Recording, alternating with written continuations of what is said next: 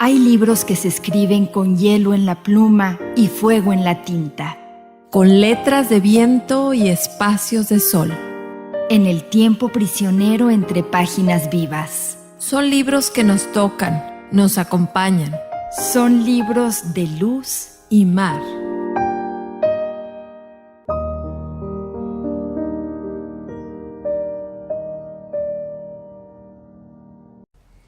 Hola amigos, bienvenidos a Libros de Luz y Mar. Hola, ¿cómo estás, Mar? Muy bien, muy contenta, pues vamos a hablar de uno de mis libros favoritos que se llama Las Muertas, del autor mexicano Jorge Ibargüengoitia. Así es, amigos. Fíjense que en el México de los años 60 ocurrió un caso terrible en el que unas mujeres apodadas las Puquianchis, que se llamaban María de Jesús y Delfina González Valenzuela, fueron apresadas porque se descubrió que ellas mantenían unos prostíbulos, se dedicaban a reclutar niñas. Ellas eran niñas de escasos recursos económicos. Ellas iban y las sacaban de su casa, a sus padres les decían que las iban a llevar a trabajar a casas de personas acomodadas en las grandes ciudades como sirvientas, pero la realidad es que las prostituían, las obligaban a prostituirse y les ponían castigos horribles, Mar. Fíjate, uno de ellos era, desde dejarlas sin comer durante varios días, castigos físicos, corporales, incluso a una de las muchachas la enterraron viva. En 1964, una de estas niñas logró escapar, llegó con sus padres, ellos denunciaron a las autoridades que hasta el momento se habían hecho de la vista gorda, porque estas mujeres les daban jugosos donativos para que no dijera nada. Entonces hizo una investigación y descubrieron en uno de los prostíbulos principales que se llamaba La Barca de Oro en San Francisco del Rincón, Guanajuato. Ahí excavaron y encontraron los cuerpos de 80 muchachas, 11 hombres, al parecer clientes de muy buena posición económica, y lamentablemente bebés y fetos, porque a las muchachas que resultaban embarazadas las obligaban a abortar bajo condiciones muy malas que incluso les causaban la muerte. Entonces, como dices tú, en 1977 el escritor mexicano Jorge Ibargüengoitia tomó este caso real de las Puquianchis, a quienes condenaron a 40 años de prisión. De hecho, una murió en cárcel, la otra cumplió la condena. Entonces Jorge Ibargüengoitia toma esta historia real, la lleva a su novela, a este libro que es maravilloso, y él, fíjate que fue hijo único, nació en Guanajuato, fue hijo único. Su padre murió cuando él era muy bebé, muy pequeño, prácticamente no lo conoció. Él se crió con su madre, sus tías, su abuela, y ellas querían que fuera ingeniero porque querían que recuperara de alguna manera la fortuna familiar que habían perdido, pero él amaba las letras y sobre todo amaba el teatro. Entonces él dejó la carrera de ingeniería para estudiar filosofía y letras. Escribió teatro, tiene obras magníficas, novela, cuentos que son una delicia, se los recomendamos mucho. Y claro, lamentablemente, Jorge Ibargüengoitia murió muy joven, a los 55 años, en un accidente aéreo. Él viajaba a la ciudad de Madrid, ya casi llegando al aeropuerto, algo sucedió que el avión se desplomó y perdió la vida. Y no solo eso, también él llevaba consigo la novela que estaba escribiendo. Era la única copia que se conservaba, así es que también se perdió en ese accidente. Y él escribió Las Muertas en 1977 y ha sido catalogada como una de las obras maestras de la novela negra mexicana. ¿De qué trata, Mar? Bueno, les voy a platicar de qué trata Las Muertas.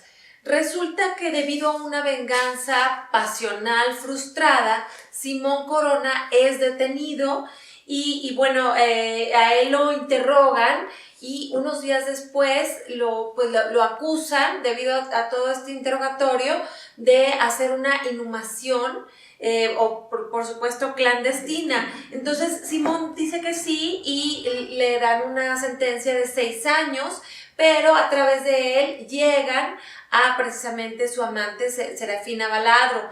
Ella, haciendo todo este proceso, se sabe que ella tiene 3 prostíbulos junto con su hermana Arcángela, y la policía llega, se los cierran los prostíbulos, pero ellas siguen operando en un prostíbulo cerrado que construyen un pasadizo secreto, a través de la casa de una vecina.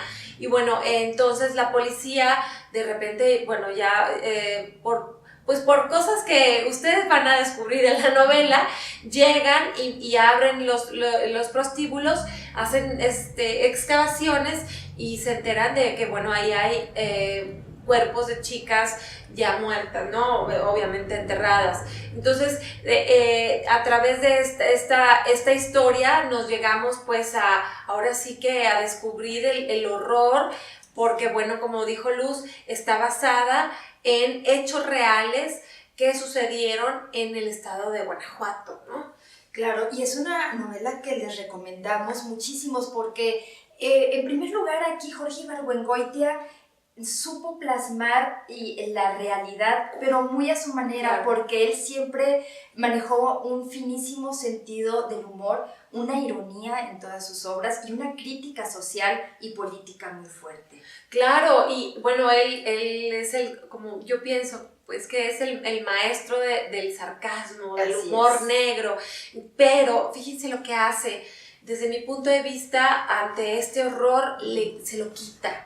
Nos regala una novela que sí es muy cruel, que sí es como es para espantarse, pero narrada de una manera muy, muy digerible, muy fácil de leer. Así es.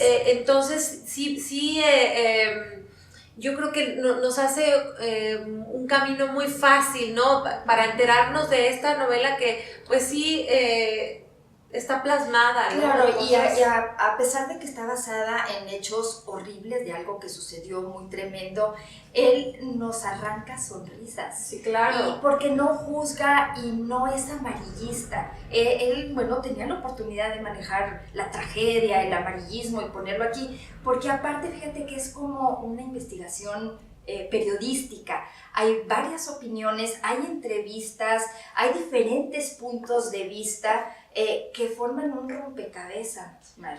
Y eso nos va llevando paulatinamente a adentrarnos en la vida de los personajes. Y como dices tú, no es tan horrible como sí, en claro, la vida real, pero bueno, no deja de tener lo suyo. Hay muchas maneras de contar la realidad.